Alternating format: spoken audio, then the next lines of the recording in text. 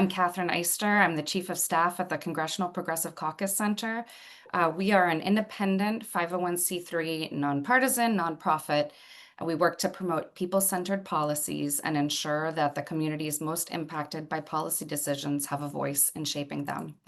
We work closely with think tanks and movement organizations and researchers to educate the public on solutions to build a more just, equitable, and resilient nation. I'm really grateful to all of you for joining us today, fitting it in to join this timely briefing, The Federal Reserve Under Threat, Protecting Independence and Advancing Progressive Reform. As we get started, you're welcome to introduce yourself in the chat and what office you're with. And before we start, I just have a few brief housekeeping notes for everybody's participation. First, we're going to engage in policy discussion, but we will not be talking about any electoral or partisan conversations. If you have any technical issues, you can reach out to my colleague Hee-Jin Han, either by messaging her or through email with the registration link. We've enabled automatic closed captioning. So to turn this on, you can go to the control bar at the bottom of your screen and click captions and then show captions. And then finally, we encourage you to ask questions of these incredible speakers, and we'll have time for Q&A at the end of the briefing. So please also note that we will be recording the initial moderated portion of the conversation, but we will turn off the recording before we start the Q&A with the audience. So today we're here, of course, to discuss the importance of an independent and democratically accountable Federal Reserve. The Fed's ability to set monetary policy without political interference is not just a technical matter, it has real consequences for families and for communities across the country. When the Fed is politicized and its leadership is threatened, the risks extend beyond the financial markets, and borrowing costs can rise, job stability can decline, and ordinary Americans can face economic uncertainty. And beyond the Fed's independence, we will also be discussing needed reforms to the Federal Reserve that help strengthen democratic oversight, enhance transparency, and really better align monetary policy with the long-term interests of American families. So, we're bringing this all together because these conversations need to happen together. So I'm really, really grateful to our expert speakers today for helping us unpack these risks and recommended solutions. And let me briefly introduce them. These are some fabulous leaders on these topics, and I will offer that I'm sure they're willing to follow up with anybody after the briefing for more information and questions, and we can facilitate that. So Sarah Bloom-Raskin is the Colin W. Brown Distinguished Professor of the Practice of Law at Duke University, where she's also a senior fellow at the Duke Center on Risk. From 2014 to 2017, she served as the Deputy Secretary at the Treasury Department, where she led the defense of consumer safeguards in the financial marketplace and also championed cybersecurity. She was also a governor of the Federal Reserve Board from 2010 to 2014 and a member of the Federal Open Market Committee. And that bio extends for a few more paragraphs, but we will move to Josh. Josh Bivens is the chief economist at the Economic Policy Institute. His research focuses on labor markets, wages, and the intersection of monetary policy and worker well-being. Josh has provided expert insight to a range of institutions and media, including formally testifying numerous times before congressional committees. And finally, Dean Baker is the senior economist at the Center for Economic and Policy Research, where he's done research on housing and macroeconomics, Social Security, Medicare, and of course, on monetary policy. He's written many books and academic articles, and his analyses have also appeared in major publications from the Washington Post to the Atlantic. Really looking forward to this discussion, and let's just jump in. So to start us off, I'm going to ask a couple questions open to everybody and then sort of to each of you in turn. So I know we have a very informed audience, but I'm hoping you can still ground us in the importance of this topic to everybody's constituents and communities.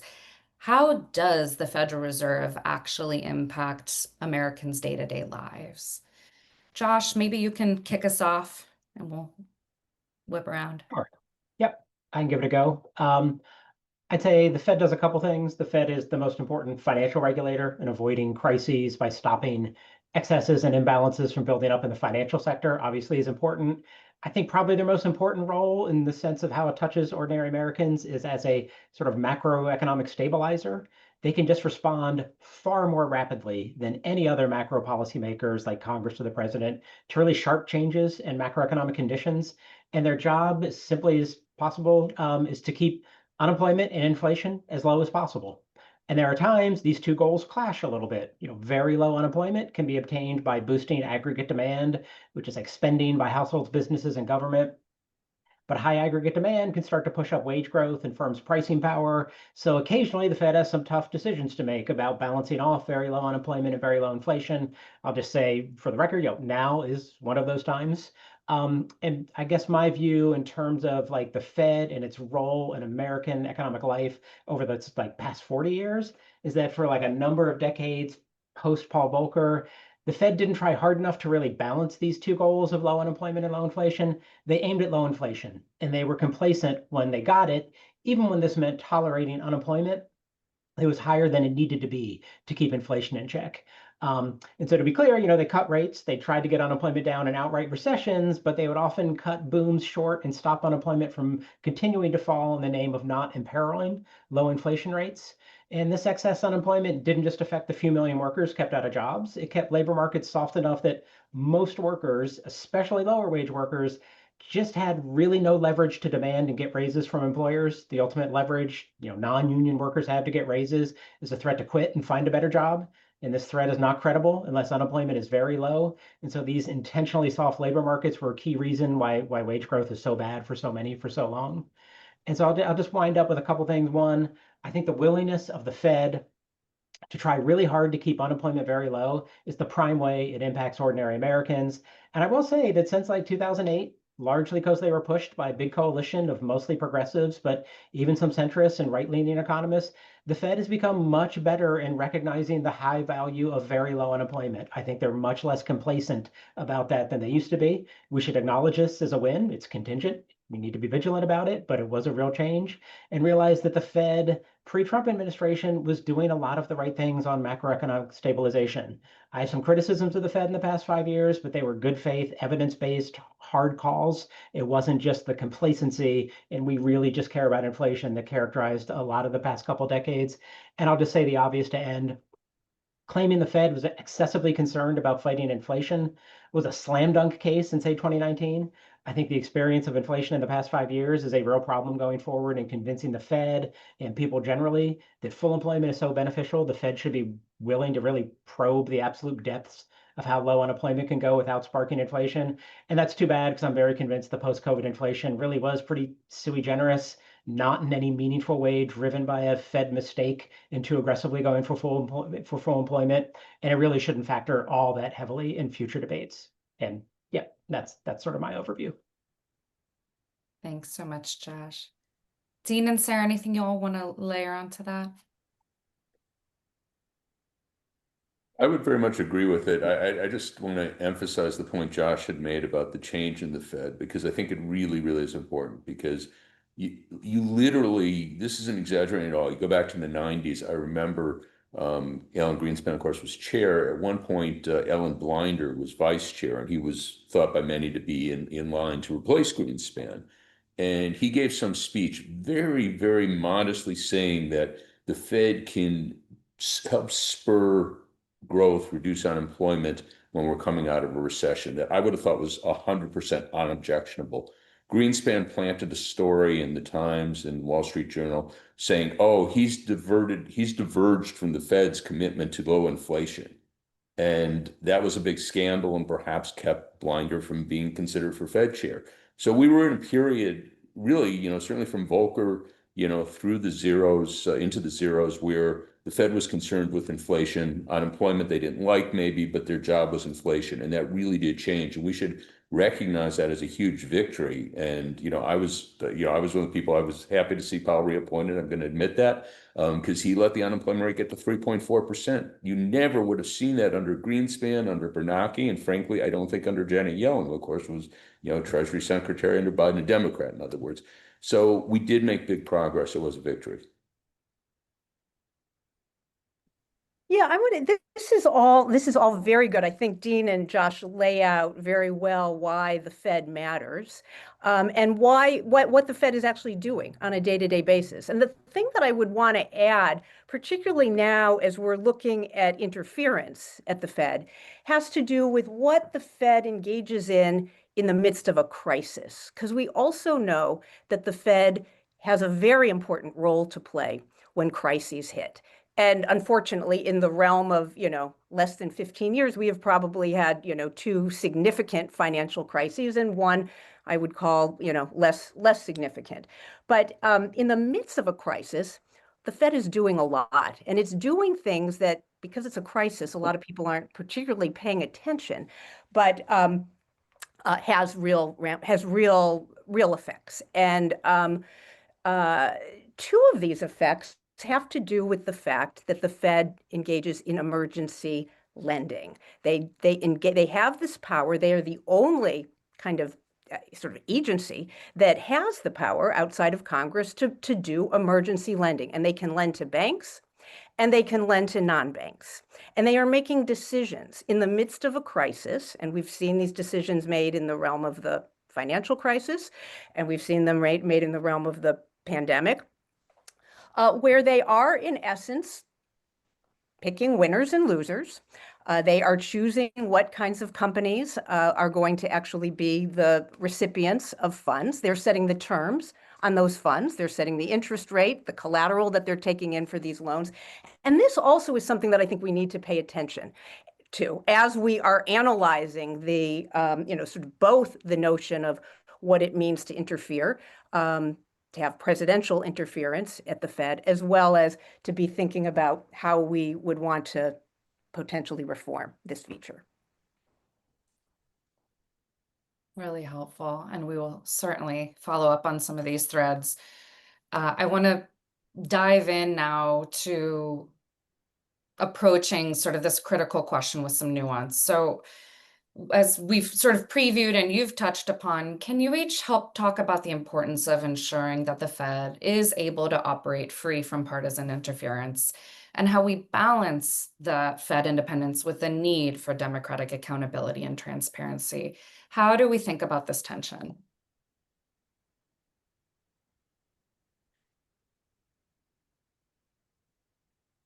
I could start. I'm sorry, I don't want to preempt everyone, but to my view, I don't. The Supreme Court. Well, I don't want to go back into all the history, and people know the law better than I do. But we had all these independent agencies, the Federal Trade Commission, the Federal Communications Commission, the National Labor Relations Board, which the understanding for decades had always been that you had people appointed by Republican presidents, people appointed by Democratic presidents, but then they were independent. They served their term and they decided as they thought best on the issues under their governance. And I had thought the Fed would be in that same category. Now, the Supreme Court seems to have said, no, none of those are really independent. The president can just dump whoever he wants. They all, it's all the president. Again, I'm not going to go right or wrong with that, but that's what they've said. But they put a special status for the Fed. So the Fed is supposed to operate as an independent agency, like what I would have always thought all those others are supposed to operate on. The idea being that you want people who are experts in the area deciding on monetary policy without the immediate control of the Fed. Now, we want all these ultimately to be controlled by, through the political process. And there, I think there's a real problem with the Fed because we have the 7 governors. Those are appointed by the president, approved by Congress, 14-year terms in principle. They don't typically serve 14 years, but whatever. That's, they're appointed through the political process. But then we have the 12 bank presidents who are appointed by a process that's dominated, I won't go into details, but that's dominated by the banks. And to my view, that's very hard to justify.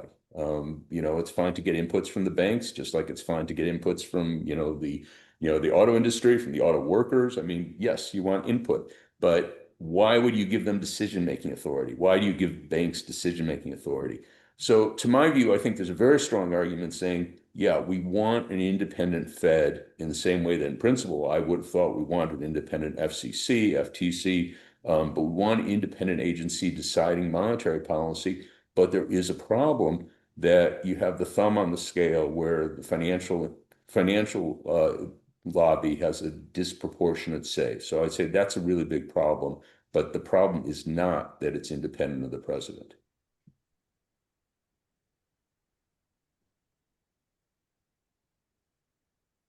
Josh, and go ahead. Yeah, I might just add something to that because I think you're right. It is attention. It's a great question. Fed isn't infallible. It needs constant criticism. Independence doesn't mean insulation from opposing views or accountability. I do think the freedom from direct political control of policy by the president or even by Congress is incredibly important. Sometimes the Fed has to do things that are unpopular with politically powerful people. Sometimes interest rates really do need raised to cool off an inflationary economy. And that really annoys presidents who don't want to see unemployment go up. If you ask the first George Bush, he will tell you the Fed kept him from being reelected in 1992. We can argue about the truth of that, but they did raise rates at an inconvenient time for him. And in the 2010s, congressional Republicans were furious that the Fed was not joining them in trying to sabotage the economic recovery. They wanted the Obama administration to suffer politically from a bad economy, and they didn't appreciate the Fed properly pushing the other way on that. And the fact that we had an independent institution that doesn't have to worry about that sort of partisan control is very valuable. I think it's one of the reasons why, because people trust the Fed to kind of sort of return things to normal, or at least try. I think it's one reason why we were able to get through the inflationary shock of the past couple of years without a full-blown recession. It wasn't like inflation rose to 8% and people said, oh God, I guess it's going to stay at 8% forever unless we engineer a huge recession. Instead, it was like, we think this is a shock and it'll eventually come down. And if it doesn't come down, something will happen. And so I think I don't want to oversell the benefits of that independence, but it's not nothing. And it really does provide some benefits to the economy. Yeah, and we've certainly seen in other countries what happens when you have presidential interference with monetary policy decisions. And Turkey, of course, is the one that gets cited the most. But essentially, Erdogan, deciding that the head of the central bank, the main central bank governor of the Turkish central bank, was not keeping interest rates low enough in the midst of what was significant inflation in Turkey. And because interest rates and inflation tend to accumulate over time, and because the accommodations made now can have effects going forward, the long-term perspective is something that is built into the creation and the design of independent central banks. And that's why you'll see, and people sometimes ask the terms of Federal Reserve governors, they're 14 years. Like, why so long? That is actually meant to be a particular way of assuring independence, right? So that the president comes, presidents go, but those governors presumably stay throughout. And the idea is to encourage a longer term kind of thinking, because of course these pressures, inflationary pressures in particular, can develop over time. And you have to be able to not yield to what I would say is inappropriate political pressure. Now, let's just say when we talk independence, I just want to put a fine point on this. There is a difference, I believe, between presidential interference and congressional interference, because we have to remember that the Federal Reserve, like most central banks, was designed by Congress. It is a creation of the Congress. Okay, so from my perspective, I think we need much more accountability between Congress and the Fed. That's very different, though, from, I would say, presidential interference in the Fed. So there is this distinction. And if we are going to, and as we think about how to strengthen the accountability of the Fed, it has to come through Congress. We have a tradition in this country where there's just been like this almost pathetic kind of deference by Congress to the Fed. I think that has had consequences, and one of the consequences is that a vacuum was created in which, a president could actually interfere, and I would say interfere inappropriately. So when we talk about independence, in my mind, I would urge us to distinguish what the president is doing from what the Congress is doing. I just want to jump in a little on that point, because I actually, we all know people obviously in the Biden administration, and I actually harangued some of them as to why they weren't saying more about the Fed. And what I was arguing, not that they should threaten to fire Jerome Powell, but they should make a case, because I thought Powell was slower in lowering rates. He could have done it, we could argue when, not with going into details. But what I was arguing was that they could make the case, that they could argue the case. They could say, here's the evidence that inflation is coming down. Here's the evidence that, if you lowered rates, that it could help support the labor market, which turned out did weaken in the second half of 224 and is weaker today. Again, other factors there clearly, but the argument was that, they could have made an argument for, criticizing Fed policy again, not threatening Powell's job, but putting information on the table. You have very good economists in the administration.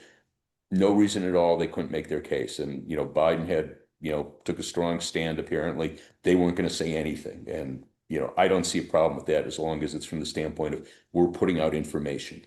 Agreed. Completely agreed. Yeah. What I'm talking about here is Congress actually stepping in and this has a term. It's called like iterative governance. There's an interesting book that a political scientist at the Kennedy School, Lauren Downey, just put out called Our Money, Monetary Policy as if Democracy Matters. Okay. And in this book, she makes the case that there needs to be a stronger dialogue between the, sort of the elected, sort of the electorate and monetary policy regarding what are the economic priorities, what essentially should be the goals of the central bank, how they can actually be contributing to the meeting of a sort of a macro set of policies. So so I think the focus again needs to be on what Congress is doing now at this moment, and what Congress can be doing actually to improve the oversight and questioning of Fed decisions. Well, you've taken us here, Sarah, and it was Well, no, it's the right conversation, and I want to pull these questions forward because obviously that's who we're talking to, or we're talking to folks who are obviously working on the Hill and with offices that are paying a lot of attention. Do you all have sort of specific recommendations or ideas? What are some of or that we've seen be effective in the past, the kinds of oversight and engagement that you all think could be impactful? And it doesn't have to be so prescriptive, but if there are suggestions or things that have been really meaningful in past examples as well. For anybody. Going back to ancient history, I mean, you did have members of Congress. I remember, coming out, Josh made reference to Greenspan raising rates under Bush 1.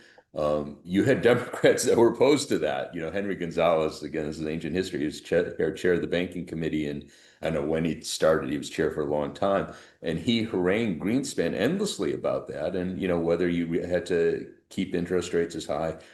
He was thinking he wanted to see lower interest rates. Might have helped Bush get reelected, but the point was to get unemployment down. And he was, questioning him about whether, they really had to fear inflation as much as, Greenspan seemed to think, or at least he was acting as though he did. So, really asking them to justify their policy. Of course, there's a whole realm, and Sarah could go into this in great detail with regulatory structure and, how they structured the bailouts, when we had them, both during the financial crisis and then more recently with the, Silicon Valley Bank, that was a hard one to justify in my books. But in any case, Congress has every reason in the world to be asking, how they make a decision to do a bailout, what are the terms of it, how they, with the cases where they don't, maybe they should, so those are questions totally appropriate for Congress to be asking. yeah, and unfortunately, what happens, I think, in the crisis context is that the Fed is making a lot, is empowered to actually make a lot of very consequential decisions where there will be, again, winners and losers. There will be companies that are going to get bailouts on favorable terms, maybe low interest rates and junky collateral. And there are going to be entities that are not. And this is where presidential interference is particularly pernicious, because if you have presidential control over that function alone, the function of what the terms are regarding who is going to get bailed out, so to speak, I think that is deeply undermining of appropriate market behavior. I think essentially those decisions are decisions that again, I would argue belong to Congress, decisions of, how allocations get made. But you have, in essence, a kind of capture of this apparatus by an executive branch that will play a very significant role in kind of, choosing who their friends are, figuring out, I think the possibilities of corruption just kind of go through the ceiling. So that to me is one of the more concerning parts of any president's interference in, particularly in the emergency lending and crisis authority decision-making. Yeah, makes sense. Makes sense. Josh, anything you wanted to add? I mean, just two quick things. I mean, in terms of like very specific things that might be able to be done through legislation, we had one good, again, the past 15 years have been good baby steps in a lot of these realms. There's more to be done. I think the Fed is a more open institution. It actually tries to communicate more than it used to. It often does it grudgingly, and we could actually formalize that and force it. Like, for example, when they come to testify twice a year, the semi-annual monetary policy, their stance is we do this out of the goodness of our heart. We don't do it because we have to do it. And that could just be reconciled with some legislation that you have to do it. Now, it's weird that that's their stance, but it seems problematic. I would say, I think the idea that we still have 3 of every 9 seats on regional bank boards of directors are reserved for banks. But I think it was Dodd-Frank that changed it, that they no longer vote on the president, but I don't understand why we still have 3 of 9 reserved for banks. I don't know if I'd bar any banker ever from serving. I don't know that they deserve 1/3 of the seats just tranched entirely for them. And then I think some more formal accountability mechanism, whether it's a GAO report on their, like, how well they did over the course of any given period. Like right now, there's a couple think tanks doing very interesting kind of postmortems of the inflationary episode of the past 4 or 5 years, and where did the Fed get it right and wrong. It's super interesting, and it shouldn't be done by private think tanks. It should have a more formal bit of it, and it shouldn't just be, I'm sure at some point the Fed will do that as well, but it should be a like more independent accountability. And then I might also say, sorry, one last thing, and it's very cut and dried formal. We should get the minutes of FOMC meetings before 5 years have passed. I understand some lag. I get like maybe real time, but it seems like a more regular pace of Transcripts, getting. you mean? Yeah, sorry, transcripts, not minutes. My bad. Yeah, Yeah, we get the minutes after 6 weeks for people. that's right. Yeah. I'll just add one more thing in terms of congressional action. After the bailouts, I guess it was attached to Dodd-Frank, they were required to disclose the terms of the loans that they made, because they made God knows how many loans, literally trillions of dollars, many of them very short term, but trillions of dollars of loans during the bailout period, the crisis period. And they originally were refusing to disclose any of it. And one of the conditions of Dodd-Frank was that they had to disclose those, which, again, I'm forgetting now whether that's now a general rule or that was simply applied to the loans of the bailout. But that should be a general rule. Again, we understand why they might want to do a bailout, but at the very least, they should have to disclose the terms of it in a timely manner, whether that's, a month, again, we could argue over that, but should be disclosed. I feel like if we sat here long enough, y'all would have a few more things to sprinkle on, and I'm sure you have many articles that will unpack these ideas further, but really, really helpful things to anchor us with. Josh, I want to go back to diving a little deeper into some of the particular areas that you all have such focus in professionally. Can you talk about what specific reforms or policy approaches could help ensure that the Fed prioritizes this kind of high-pressure, worker-centered economy? You touched upon the lack of leverage that so many workers have, and the ways that this kind of intervention changes that on of course, a macroeconomic level. Yeah, I mean, I think that one of the key things to keep in mind is that that balancing a very low unemployment and very low inflation, like the desirability of the exact trade-off, it changes depending on who you are. Like banks tend to like higher interest rates. They tend to have more profitable spreads between what they lend and borrow at. Whereas workers might want very low interest rates, not just for their debt service payments, but also because that fosters very low unemployment.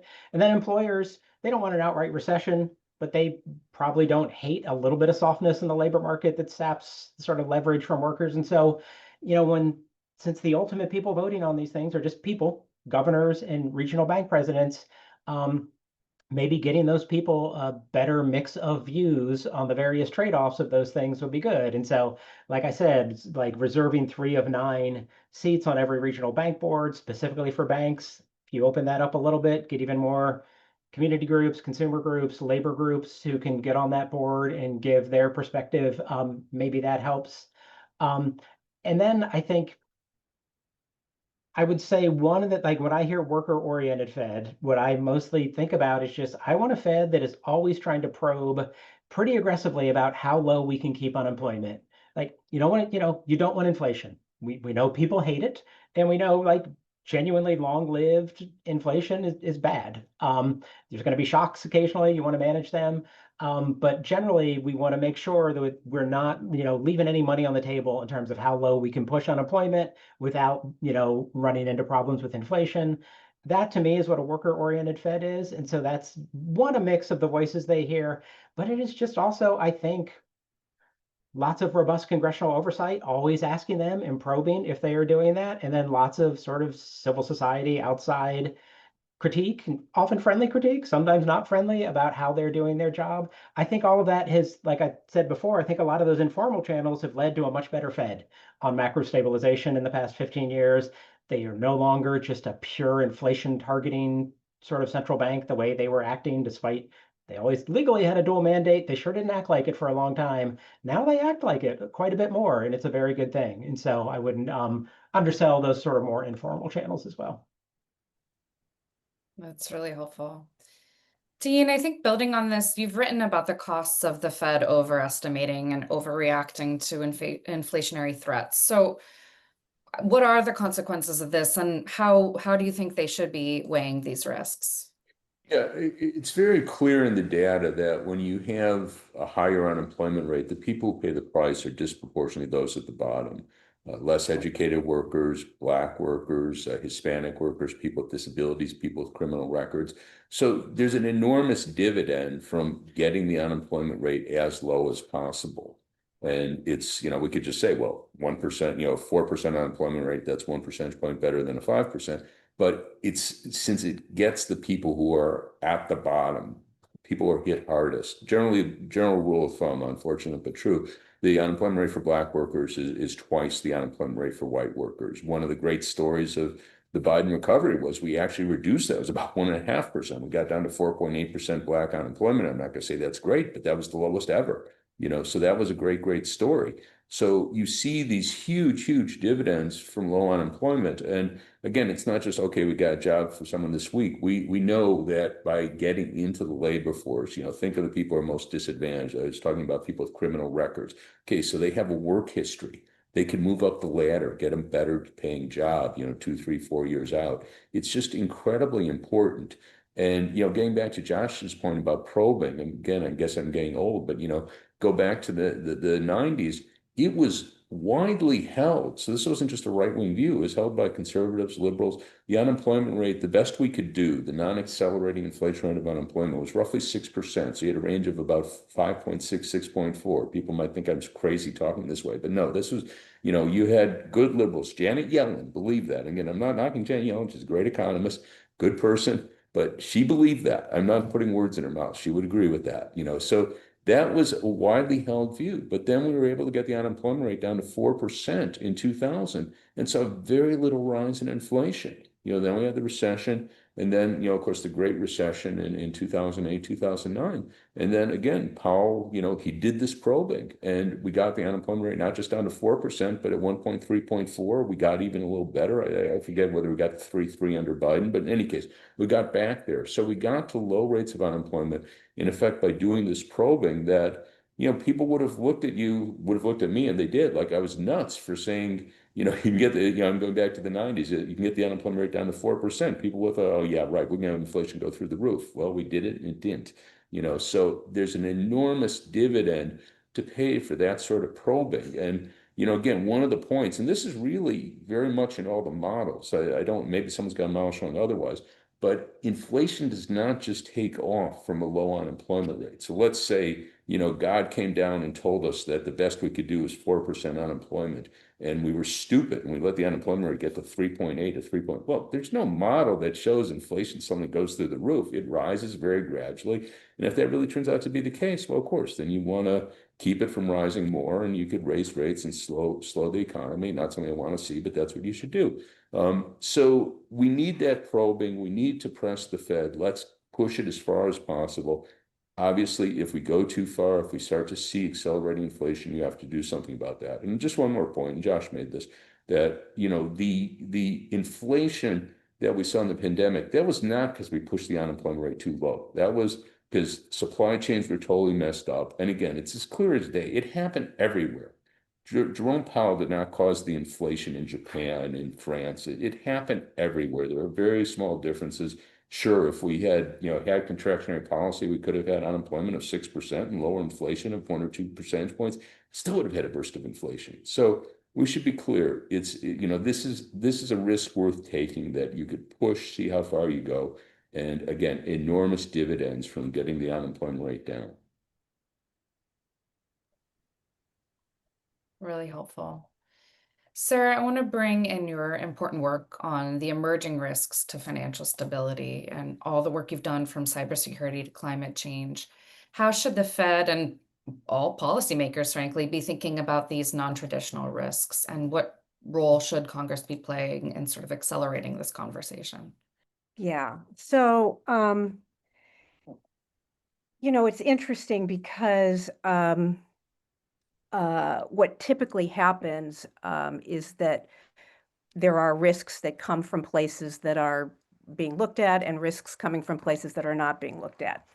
And you will have, we have had crises, and what typically happens is there's a big reaction to the crisis, and again, we talked about, this kind of emergency lending. We see bailouts. They have huge distributional consequences. We get major skews in income inequality after each kind of big reaction. And part of this is because of, these tools that the Fed has are very blunt, and, so they leave us with a certain set of contours, right?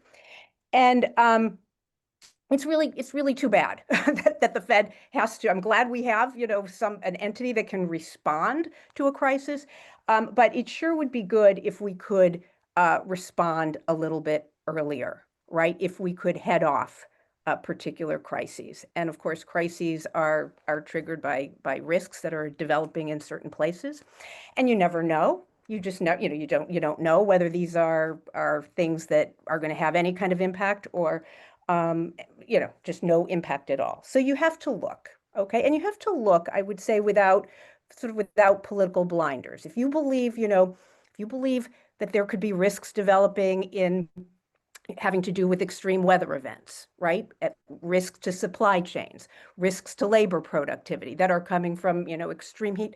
You've got to look. You can't say, what, that strikes me as kind of political. I'm not going to go there. That, I think, is a problem, okay? Sort of determining ahead of time for the Fed or any central bank to kind of take risks off the table. I think they have to take them. And I'm not saying that they're all going to have an impact, but you have to take them all on board. Cybersecurity, take it on board. Crypto, take it on board. Climate, take it on board, and do an assessment. And if you can incorporate this understanding into, say, your modeling. So they have models. So if they can figure out the extent to which these things might have significant effects on the consumption function or on marginal, productivity numbers, like, they should do it. They should try to take on that work, okay? And they should also take it on board with their existing mandates, right? I mean, Dean mentioned this, inflation from the pandemic came from the supply side. Okay.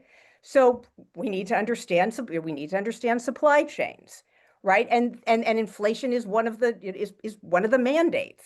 So what affects inflation? And if it is coming from a climate kinds of set of events, bring it on board. Try to understand it. So it strikes me that that kind of a risk mentality would actually help in terms of for the Fed to bring these risks into their projections, to consider them in their current mandates. And I think for Congress to actually have dialogue about what could be developing, to actually talk through. And I want to put just a final fine point on it, which is how you do this when data is, shall we say, in some case, in the best case, you don't have data for everything. In the worst case, you have data that is being manipulated. Okay, so how to do this? I think Congress actually can be a very important tool and interlocutor for talking through how, what people are experiencing, what their constituents are experiencing, what their businesses are experiencing, what they are seeing develop, even outside the realm of having all the, sort of accurate macro data for. Really, really helpful. Josh and Dean, do you want to weigh in on this at all? This idea of risks? Well, I don't have much to add to what Sarah said. I just will say, again, the Fed, what comes out of the Fed has a lot of authority. So, it's not, what Sarah's suggesting here shouldn't be far-fetched. It's simply the Fed is, looking at the risks the economy face. And, those are more than just, we've been talking about inflation and unemployment, and those are real and we recognize those. But, we do obviously have risks that are, I remember this kind of convoluted comment. Rumsfeld, who was the second Bush's defense secretary, said, we have known unknowns and then we have unknown unknowns. And we have to look at the unknown unknowns. And the Fed has, a lot of good economists, a lot of people with expertise, and they could and should be doing that. And, again, making that information available, for their own analysis, their own policy, but also just available to the, to Congress, to the public. I mean, I'll just say one quick thing on something Sarah brought up that is a little bit off to the side, but it's important because it's in the news and it's super important. The Fed relies on data generated by the federal government, and the federal government statistical data is amazingly good, and it could be even better if it was invested in at the sort of level it should be. To the degree that there are any weaknesses at all in sort of what the BLS does, it's because their resources have been sort of very curtailed over the past couple of decades. They do an amazing amount with what they're given. And now that it's not just, fewer resources that were already kind of hurting the data, but now it's the outright threat of like political manipulation, that's going to make for a much less effective Fed. Like that the Fed has some data it runs itself, but it mostly relies when it comes to macro stabilization on what people like the BLS and BEA tell them. And so one of the best things we could do to help the Fed going forward be to really have the backs of the federal statistical agencies and keep them as well run and free of political influence as possible. Really important. I'm thinking of a few spin-off conversations to queue up from this one. So I want to circle back also to something you all touched upon and gave some examples of, but there's concern, of course, that the Fed is overly influenced by the financial sector. So building upon some of the examples I think Dean particularly spelled out, can you help explain structurally why this is the case? And what sort of structural or governance changes, or just more oversight even, would help reduce the financial sector dominance and better align the Fed's focus and inputs with the public interest? Sarah, do you want to kick us off and then we can go around again? Sure. Yeah. No, I think Dean had a good understanding and description of the Federal Reserve Bank presidents. And when we think about the Federal Reserve, we're thinking really of two basic components. The Federal Reserve System consists of the Federal Reserve Board and then the Federal Reserve Banks, right? And there are these 12 Federal Reserve banks across the country, and they are, they have presidents, and those presidents are elected by their boards. The boards do have to have a composition that is set out, as Josh described, in Dodd-Frank, so that there are bankers who are making, who are part of that decision making. I should say also that the Federal Reserve Bank presidents have to be approved by the Board of Governors. So there are these linkages that have been created between the Federal Reserve Banks and the Federal Reserve Board. Okay. And then there is, there's a kind of complicated mechanism by which, who sits on the Federal Open Market Committee, which again is the body that is making the decisions on the settings of the federal funds rate. So the easing or the tightening of monetary policy through the Fed funds rate. That board, the FOMC, is a mixture. It's all of the governors. It's the chairman of the Fed, but it is also a rotating group of Federal Reserve Bank presidents. So you have this mechanism that's been laid out in the Federal Reserve Act and tweaked over time, but it is essentially a kind of a, for better or worse, it's like a public-private partnership. Okay, you've got both entities sort of together, and it was designed that way. So a lot of history and political compromise and why it was done like this, and is a subject of of books and conferences and that sort of thing. But bankers do typically, they have a say, okay? And if this needs, if people want this to be altered, or they think that this is somehow the cause of things being skewed, that is something that Congress would do. That you would go into Congress, you would think about whether the how you would alter that, and it can be altered, because again, this is all a creation of Congresses.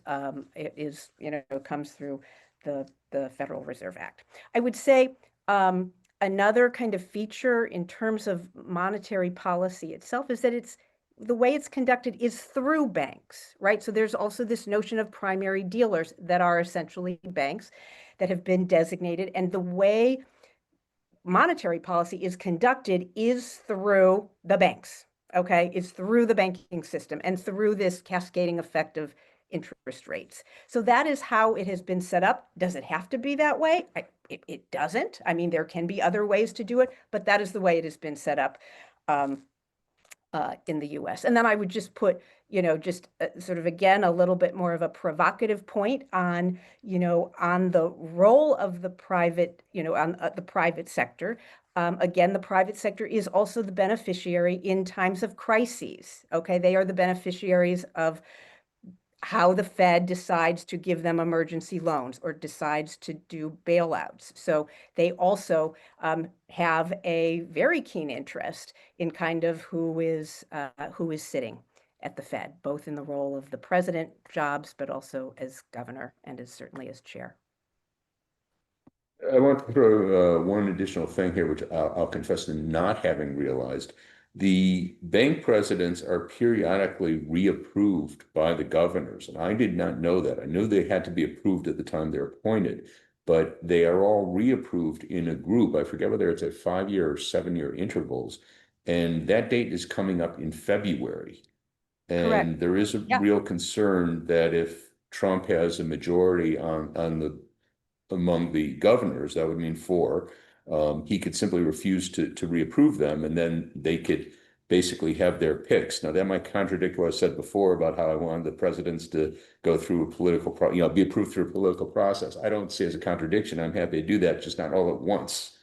So just as the governors are 14-year terms, yeah, the presidents, again, we could argue what the ideal term is, but I would not want them all approved at once, just as, we probably wouldn't want all the Supreme Court justices appointed all at once, same sort of logic. So I think that's something people should be aware of, be wary about. One other thing I neglected to mention before when I was talking about the virtues, the benefit of probing and full employment, I was saying how it helps the least, workers least well off. And this is Josh, at the Economic Policy Institute, they did a great analysis that the bottom decile, the bottom 10% of workers saw real wage growth of 15%. That's 15% in excess of inflation from 2019 to 2024. That is really extraordinary. They haven't seen wage growth probably forever, but certainly not in the last 50 years. Much of, again, we were talking about excessive unemployment, policies that have hurt those at the bottom. Much of that period, their wages didn't rise at all and even fell after adjusting for inflation. So to see that was really extraordinary. And that was a dividend of the low unemployment we had coming out of the pandemic. Can I just add one thing to that, since you brought it up? And that seems to really be slowing down over the past year as unemployment has ticked up even a little bit. Basically, over the past 15 to 18 months, we've had almost a percentage point increase in unemployment. And we've been tracking nominal wage growth for the 10th percentile so far through 2025, and it has really decelerated. And so, it really matters that probing for just how low can we take unemployment. The difference between 4.5% and 3.5% unemployment is a huge difference for the wage growth prospects of a lot of these workers. That's a really, really vivid example. Thank you both. And I think just in this final closing, want to open up if you all have any other sort of insights or suggestions specific to congressional engagement and oversight that you want to lift up. I welcome that. One thing I'll mention, I'll shut up, I'm saying too much here, but Brazil has a digital currency, which The Economist had a big piece on, I don't know, a couple months ago.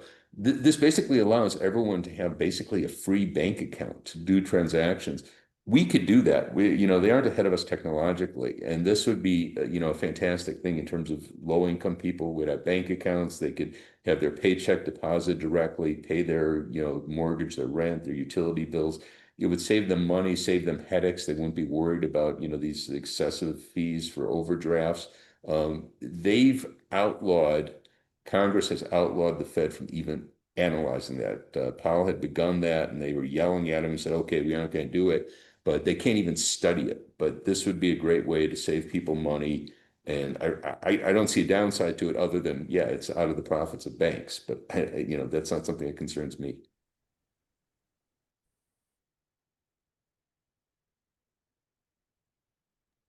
I'd second that. I think that's really important. And it's just an obvious case of like the more the Fed can take on roles that banks do now, but make profits off of, like the better it is, like the degree to which they can be a public option for lots of basic payment services, and things like that. And the banks won't like it because they make profits on those functions right now, but that's life. And I do think, if we are trying to like have a Fed that sort of interacts more with the public in a regular way that makes people maybe understand the value of like just having them be the place that handles their payments and gives them an alternative to higher priced banking services elsewhere. That could be a good thing. So I think that one is really important. Yeah, just to like have the Fed interact more and be more of a tangible benefit to ordinary people. Because I think they can be, but it usually runs, as Sarah says, the way they even lower interest rates is by interacting with banks. And so everything they do interacts with banks who are not a very popular group of institutions. And so people just think of them as they're that institution that's attached to banks, which we don't like, and having that flow go a little more directly to households might be a useful thing. So I want to wrap up. I want to thank you all so much for your time and work. And of course, all of the attendees for joining us on this Friday afternoon. Again, we'll send a little wrap up and more than happy to share resources and connect folks to these experts. And thank you all so much for your time on this critical topic. Dean, Sarah, Josh, thank you so much for being with us. Thanks for having me. Thanks.